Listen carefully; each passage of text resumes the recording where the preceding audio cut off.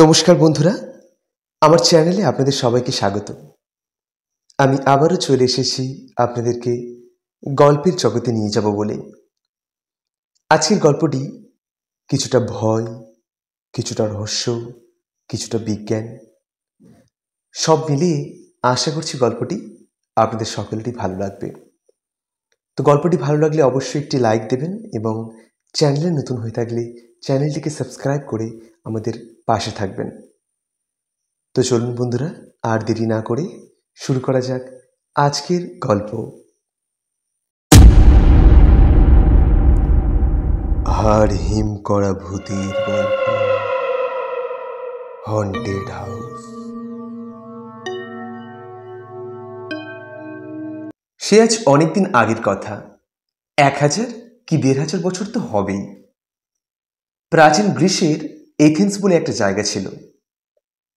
Athens কিছু অপরিচিত নাম নয়, সবাই এর নাম শুনেছে ইতিহাসে। এথেন্সে একটা পাহাড় ঘেরা ছোট্ট গ্রামে এক জঙ্গলের মধ্যে পুরানো একটা বাড়ি ছিল। অবশ্য বাড়িটি অনেকদিন ধরে খালি পড়েছিল। এক নির্জন পাহাড়ি অঞ্চল ও তার উপর জঙ্গল দিয়ে ঘেরা পরিবেশ এবং লোকজন পরিত্যক্ত। লোকজন না থাকলেও বাড়িটা কিন্তু খুব একটা ভাঙাচোরা অবস্থায় ছিল না। অর্থাৎ ইচ্ছে করলেই পরিষ্কার করে সাজিয়ে গুছিয়ে নিয়ে বসবাস করা যায়। কিন্তু আশ্চর্যের ব্যাপার, ওই বাড়ির মালিক কিন্তু হাজার চেষ্টা করেও অনেকদিন পর্যন্ত কাউকে বাড়িটা ভাড়া দিতে পারেননি। আসলে পাহাড়ের উপর নির্জন জঙ্গলের মধ্যে অবস্থিত বাড়িটার বেশ কিছু বদনাম হয়ে গিয়েছিল। একবার এক শান্তিপ্রিয় ভদ্রলোক এই বাড়িটা দেখে লোভ সামলাতে না পেরে ছুটি কাটাবার জন্য ওই কুটিতে এক রাত কাটাতে আসেন। কিন্তু পরদিন সকালে দেখা গেল লোকটির মৃতদেহ পড়ে আছে। প্রথম ব্যাপারটা নিয়ে তেমন কেউ মাথা ঘামায়নি, তবে যারা তার মৃতদেহ দেখেছিল তাদের মধ্যে কিছু সন্দেহ দানা বেঁধেছিল। কারণ মৃত্যুর পরেও লোকটির চোখে মুখে একটা অস্বাভাবিক ভয় লেগেছিল, আর চোখ দুটো ভয়ে বাইরে বেরিয়ে এসেছিল। কিন্তু পরে বেশ কিছুদিন পর আরেকজন সৈনিক ধরনের লোক বাড়িতে এসেছিল রাত কাটাতে। লোকটি ছিল অসম্ভব সাহসী। তিনি প্রাণ হারাননি ঠিকই, কিন্তু তার মুখ থেকে রাতের অভিজ্ঞতা যা শোনা গিয়েছিল তা ছিল রীতিমতো ভয়াবহ। খাওয়া দাওয়া সেরে রাত্রে সবেমাত্র তিনি ঘুমোতে গিয়েছিলেন। এমন সময় হঠাৎ দেখতে পেলেন ছাই রঙের দাড়িওয়ালা চেহারার একটা বিশাল বুড়ো হাতে পায়ে শিকল পরা অবস্থায় তার সামনে এসে দাঁড়িয়েছে। ভয়াবহ চেহারা থেকে কেমন এক ধরনের গোগো আওয়াজ বেরোচ্ছিল। সৈনিক পুরুষটি মারা যায়নি, কিন্তু অজ্ঞান হয়ে গিয়েছিল। পরদিন জ্ঞান ফিরেই সঙ্গে সঙ্গে বাড়িটি ছেড়ে সে পালিয়ে যায়। সৈনিকটির মুখে শোনার পর সারা গ্রামে আতঙ্ক ছড়িয়ে পড়ল। এমনকি দিনের বেলাও আর কোনো সাহসী লোক ওই বাড়ির দিকে পা পর্যন্ত মারায়নি। ভূতের বাড়ি তকমা লেগে গেল। এই বাড়িটির মালিক এই বাড়িটি ভাড়া দিয়ে নিজেই সংসার চালাতো। কিন্তু যেই মুহূর্তে ভূতের বদনাম চারিদিকে ছড়িয়ে পড়ল, তারপর থেকে আর কেউই এই কুটিরটা ভাড়া দিতে রাজি হয়নি। শেষ পর্যন্ত কুঠির মালিক জলের দরে বিক্রি করে দিতে চাইলেন কুঠিরটাকে। কিন্তু কিনবে কে? শখ করে ভূতের হাতে প্রাণ দিতে কে আসবে? তবু একজন রাজি হলো। কুঠির মালিক একজন খদ্দের পেলেন। লোকটি ছিলেন তখনকার দিনের একজন নামকরা দার্শনিক। দার্শনিক মানুষেরা সাধারণত নির্জন জায়গা পছন্দ করেন। তারা যুক্তি তর্ক দিয়ে সবকিছু বিচার বিশ্লেষণ করতে ভালোবাসেন। লোকমুখে এই কুঠিরটির কথা শুনেই দার্শনিক লোকটি ওখানে এসেছিল, কিন্তু মন প্রাণে কোনো অলৌকিক ব্যাপার বিশ্বাস করতে চাইছেন না। তিনি স্থির করলেন বাড়িতে গিয়ে তিনি উঠবেন, মানুষের মধ্যে ভূতের সংস্কারকে তিনি উড়িয়ে দেবেন। কুঠির মালিকের কাছে গিয়ে তিনি কুঠিরটির কেনার কথা জানালেন। কুঠির মালিক যেন হাতে স্বর্গ পেলেন। সে ধরে নিয়েছিল যে এমন ভূতের বাড়ি কোনোদিনই ভাড়া দেওয়া হবে না বা বিক্রি হবে না। তাই দার্শনিক ভদ্রলোকের প্রস্তাব শুনে আকাশ থেকে পড়ল সে। সঙ্গে সঙ্গেই জলের দরে বাড়িটি বিক্রি করে হাফ ছাড়লেন তিনি। যুক্তি ছাড়া দার্শনিক চলেন না। যা চোখে দেখা যায় না, হাত দিয়ে ছোঁয়া যায় না, অথবা অন্তর দিয়েও দেখেও উপলব্ধি করা যায় না, তেমন কিছু কখনো দার্শনিকেরা বিশ্বাস করে না। নিজের সব জিনিসপত্র নিয়ে গিয়ে দার্শনিক ভদ্রলোক উঠলেন সদ্য কেনা সেই বাড়িতে। সারাদিন ধরে নিজের হাতে সবকিছু গোছালেন। নিজের হাতেই সব কাজ করতে হয়েছিল, কারণ বাড়িটির এমন বদনাম হয়ে গিয়েছিল যে বেশি পয়সার লোভ দেখিয়েও কোনো চাকর বাকর রাখতে পারেননি তিনি। যাই হোক, সারাদিন পরিশ্রমের পর দার্শনিক ভদ্রলোক বেশ ক্লান্ত হয়ে পড়েছিলেন। খুব একটা খাবার ইচ্ছা হচ্ছে না। রাতে সামান্য রুটি মাংস আর কফি দিয়ে রাতের আহার শেষ করলেন। তারপর তিনি গিয়েছিলেন তার ছোট্ট বিছানায়। মাথার কাছে সেকেলের ধরনের একটা জানলা ছিল, সেটা খুলেই রাখলেন। গরমের দিন রাতের ফুরফুরে হাওয়ার অত্যন্ত ক্লান্ত দেহে বাতি নিভিয়ে শোয়ার সাথে সাথেই তিনি গভীর ঘুমে তলিয়ে গেলেন। কতক্ষণ ঘুমিয়েছিলেন কে জানে। হঠাৎ একটা অদ্ভুত আওয়াজ আর অস্বস্তির মধ্যে তার ঘুমটা ভেঙে গেল।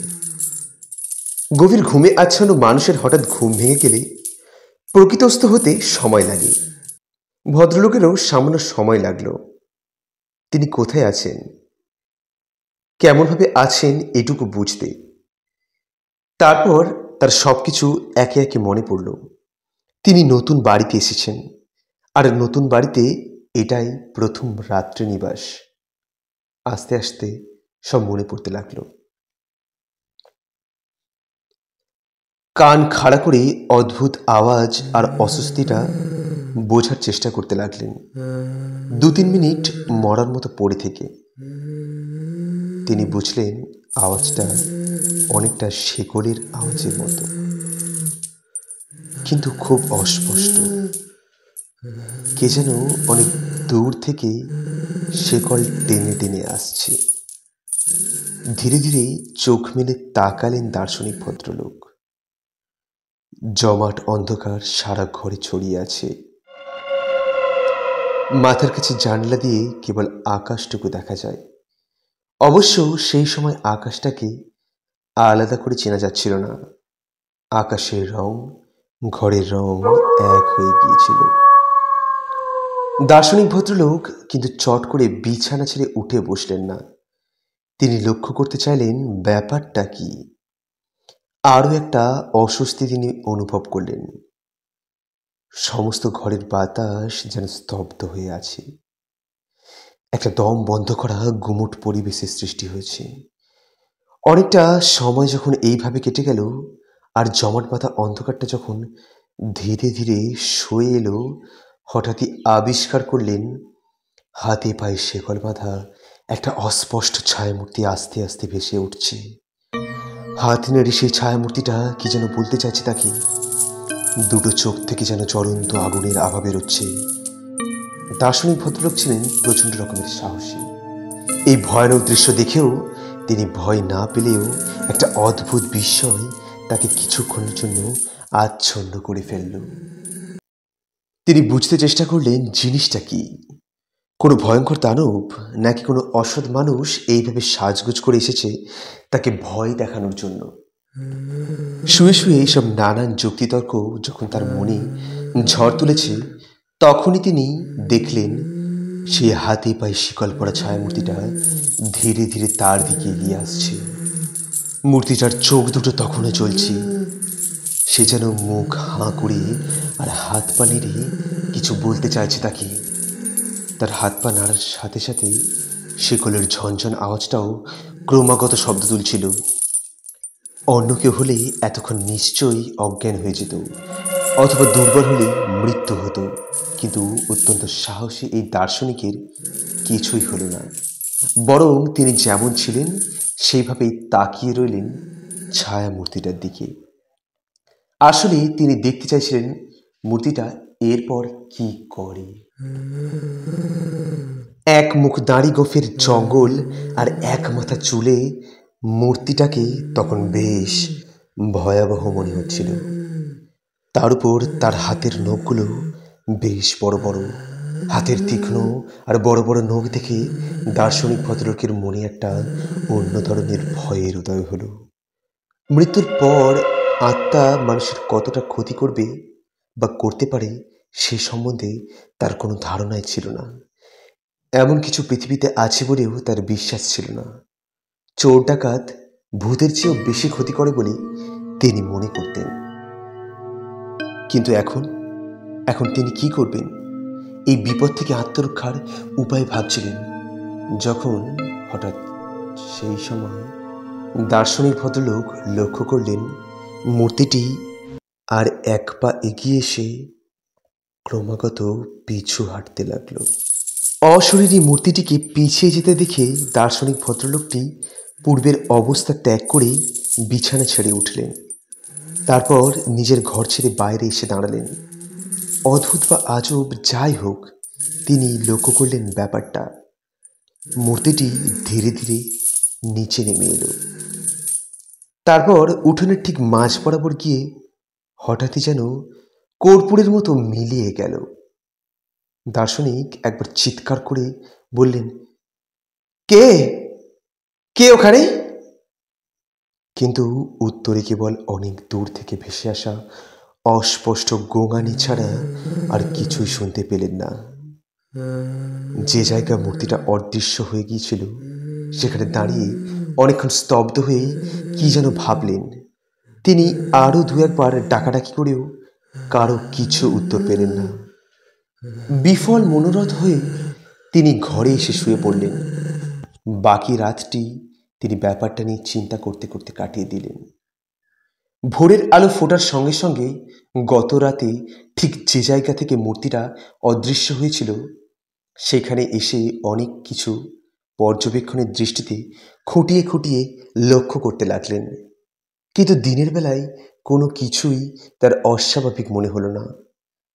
পাহাড়ের টিলায় এই বাড়িটা ছিল লোকালয় থেকে বেশ কিছুটা দূরে। তার উপর ভুতুড়ে বদনামের জন্য লোকজন, এমনকি কোনো সাহসী পুরুষও এই বাড়ির ত্রিসীমানায় আসতে ভয় পায়। নির্বান্ধব এই পরিবেশে দার্শনিক ভদ্রলোক আবার তন্ময় হয়ে গেলেন নিজের পড়াশোনায়। প্রায় সারাদিনই বইয়ের জগতে ডুবে থাকলেন। ফলে রাতের অশরীরীর আর অদ্ভুত ঘটনার কথা প্রায় ভুলেই গেলেন। রাতের খাওয়া দাওয়া সেরে যখন বিছানায় শুতে এলেন তখনই আরেকবার গত রাতের ঘটনার কথা মনে পড়ল। কিন্তু ঘটনাটি তিনি তেমন আমল দিলেন না। ভাবলেন অত্যাধিক ক্লান্তি আর চিন্তাগ্রস্ত থাকার জন্য আধা ঘুম আধা জাগা অবস্থায় কি দেখেছিলেন কে জানে। বিছানায় শোয়ার সাথে সাথে ঘুম না এলেও কিছুক্ষণের মধ্যেই গভীর ঘুমে তলিয়ে গেলেন। সবকিছুকে অলিক করে উড়িয়ে দিলেও আজ রাতেও গত রাতের ঘটনার পুনরাবৃত্তি হল। এমনকি তারপরে বেশ কয়েকটা রাত এই একই ব্যাপার ঘটল। পরপর ৩-৪টে রাত এইভাবে অশরীরীর আবির্ভাব এবং একইভাবে হাত পা নেড়ে কিছু বলতে চাওয়ার চেষ্টা এবং একইভাবে উঠোনের দিকে সেই একই জায়গায় এসে তার মিলিয়ে যাওয়া বেশ ভাবিয়ে তুলল তাকে। তিনি কিছুতেই বুঝতে পারছিলেন না এটা কেমন করে হচ্ছে, কিভাবে হচ্ছে। অবশেষে চতুর্থ দিন সকাল থেকেই দার্শনিক কিন্তু আর সবকিছুকে নিছক কল্পনা বলে উড়িয়ে দিতে পারলেন না। আবার ভয় পেয়ে বাড়ি ছেড়ে দিতেও পারলেন না। তিনি মনে মনে ভাবলেন, নিশ্চয়ই এর মধ্যে অনুসন্ধানের কিছু আছে। সত্যি যদি কোনো অশরীরী থেকে থাকে, তাহলে সে নিশ্চয়ই কিছু একটা বলতে চাইছে।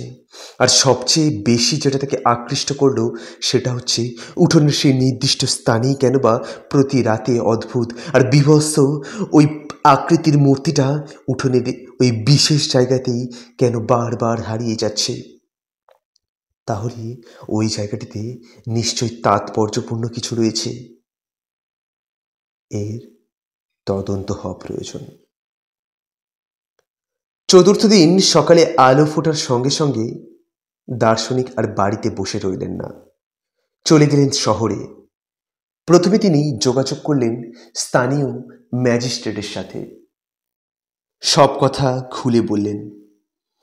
অন্য কেউ হলে হয়তো ম্যাজিস্ট্রেট পাগলের প্রলাপ বলে উড়িয়ে দিতেন, কিন্তু দার্শনিক ওই এলাকায় বেশ পরিচিত ছিলেন। জ্ঞানী এবং বুদ্ধিমান হিসাবে তার নাম ডাক ছিল প্রচুর। তিনি সকলের কাছেই বেশ পরিচিত ছিলেন, তাই তার কথাকে খেলায় উড়িয়ে দিতে পারলেন না তিনি। কাল বিলম্ব না করেই তিনি সবকিছু মজুর নিয়ে ফিরে এলেন দার্শনিকের কেনা নতুন বাড়িতে।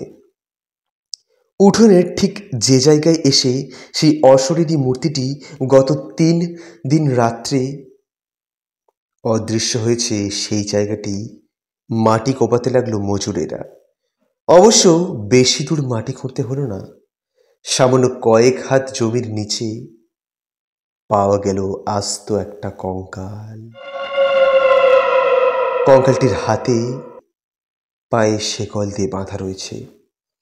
পুরু সেকেলেও মরচে ধরে আছে। ভূত প্রেতে দার্শনিকের কোনোদিনই বিশ্বাস ছিল না ঠিকই, কিন্তু সব ঘটনা চাক্ষুষ করে তার বিস্ময়ের সীমা রইল না। ম্যাজিস্ট্রেট সাহেবের পরামর্শে ধর্মীয় নিয়মকানুন মেনে যথাযথভাবে কবর দেওয়া হলো সেই কঙ্কালটিকে। আর সব থেকে অদ্ভুত ব্যাপার, ভালোভাবে ধর্মীয় রীতি মেনে কবরস্থ করার পর আর কোনোদিনও ওই বাড়িতে সেই অশরীরী মূর্তির আবির্ভাব ঘটেনি। এরপর দার্শনিক বলেছিলেন, আর কোনোদিনই নাকি তিনি ওই বাড়িতে কোনো কিছুই দেখেননি। কিন্তু তিনি তবুও ব্যাপারটি ওই বাড়ির খোঁজখবর নিয়ে ভালো করে জানার চেষ্টা করলেন। গ্রামের কেউ কেউ কিছু ঠিকভাবে বলতে না পারলেও গ্রামের এক বৃদ্ধার মুখে শোনা গেল, অনেকদিন আগে এক বৃদ্ধ কৃতদাসকে সামান্য অপরাধের জন্য ওইভাবে নাকি হাতে পায়ে শেকল বেঁধে জীবন্ত কবর করে দেওয়া হয়েছিল ওই বাড়িতে। এই ঘটনা সত্য কি মিথ্যা তা জানার উপায় নেই, তবে দার্শনিক বুঝলেন মৃত্যুর পরে আত্মার আসা যাওয়া থাকে, আর সে আত্মা যদি অতৃপ্ত হয় তাহলে অশরীরী রূপ নিয়ে মানুষকে দেখা দিতে চায়। হয়তোবা অতৃপ্ত আত্মা মুক্তির পথ খুঁজতে চাইছে। তো বন্ধুরা, আজকের গল্পটি এখানেই শেষ করছি। পুরো গল্পটি শোনার জন্য আপনাদেরকে অনেক অনেক ধন্যবাদ। এই গল্পের বাকি অংশটুকু জানতে হলে চোখ রাখতে হবে পরের এপিসোডগুলিতে। তো আজকের মতো এখানেই, দেখা হচ্ছে পরের কোনো গল্পেতে। নমস্কার।